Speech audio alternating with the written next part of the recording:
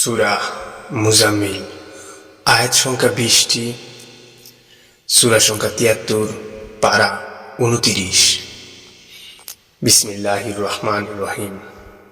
হে বস্ত্রাবৃত, রাত্রিতে দণ্ডায়মান হন কিছু অংশ বাদ দিয়ে, অর্ধরাত্রি অথবা তদপেক্ষা কিছু কম অথবা তদপেক্ষা বেশি, এবং কোরআনের আবৃত্তি করুন সুবিন্যস্তভাবে ও স্পষ্টভাবে।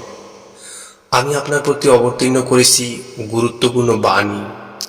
নিশ্চয় ইবাদতের জন্য রাত্রিতে ওঠা প্রবৃত্তি দলনে সহায়ক এবং স্পষ্ট উচ্চারণের অনুকূল। নিশ্চয়ই দিবাভাগে আপনার রয়েছে দীর্ঘ কর্মব্যস্ততা। আপনি আপনার পালনকর্তার নাম স্মরণ করুন, একাগ্রচিত্তে তাতে মগ্ন হন। তিনি পূর্ব পশ্চিমের অধিকর্তা, তিনি ব্যতীত কোনো উপাস্য নেই, অতএব তাকেই গ্রহণ করুন কর্মবিধায়ক রূপে। কাফেররা যা বলে তজ্জন্য আপনি সবর করুন এবং সুন্দরভাবে তাদেরকে পরিহার করে চলুন। বিত্ত বৈভবের অধিকারী মিথ্যারোপকারীদের আমার হাতে ছেড়ে দিন এবং তাদেরকে কিছু অবকাশ দিন। নিশ্চয়ই আমার কাছে আছে শিকল ও অগ্নিকুণ্ড। গলগ্রহ হয়ে যারা এমন খাদ্য এবং যন্ত্রণাদায়ক শাস্তি, যেদিন পৃথিবীর পর্বতমালা কম্পিত হবে এবং পর্বতসমূহ হয়ে যাবে বহমান বালুক স্তূপ। আমি তোমাদের কাছে একজন রসুলকে তোমাদের জন্য সাক্ষী করে প্রেরণ করেছি, যেমন প্রেরণ করেছিলাম ফেরাউনের কাছে একজন রসুল। অতঃপর ফেরাউন সেই রসুলকে অমান্য করল বলে আমি তাকে কঠিন শাস্তি দিয়েছি। অতএব তোমরা কিরূপে আত্মরক্ষা করবে যেদিন তোমরা সেদিনকে অস্বীকার করো, যেদিন বালককে করে দিবে বৃদ্ধ।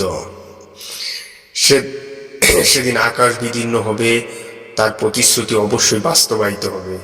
এটা উপদেশ। অতএব যার ইচ্ছা সে তার পালনকর্তার দিকে পথ অবলম্বন করুক। আপনার পালনকর্তা জানেন আপনি ইবাদতের জন্য দণ্ডায়মান হন রাত্রি প্রায় 2/3, অর্ধাংশ, তৃতীয়াংশ, এবং আপনার সঙ্গীদের একটি দলও দণ্ডায়মান হয়। আল্লাহ দিবা ও রাত্রির পরিমাণ করেন। তিনি জানেন তোমরা এর পূর্ণ হিসাব রাখতে পারে না। অতএব তিনি তোমাদের প্রতি ক্ষমাপরায়ণ হয়েছেন। কাজেই কোরআনের যতটুকু তোমাদের জন্য সহজ ততটুকু আবৃত্তি করো। তিনি জানেন তোমাদের মধ্যে কেউ কেউ অসুস্থ হবে, কেউ কেউ আল্লাহর অনুগ্রহ সন্ধানে দেশ বিদেশে যাবে, এবং কেউ কেউ আল্লাহর পথে জেহাদে লিপ্ত হবে। কাজেই কোরআনে যতটুকু তোমাদের জন্য সহজ ততটুকু আবৃত্তি করো।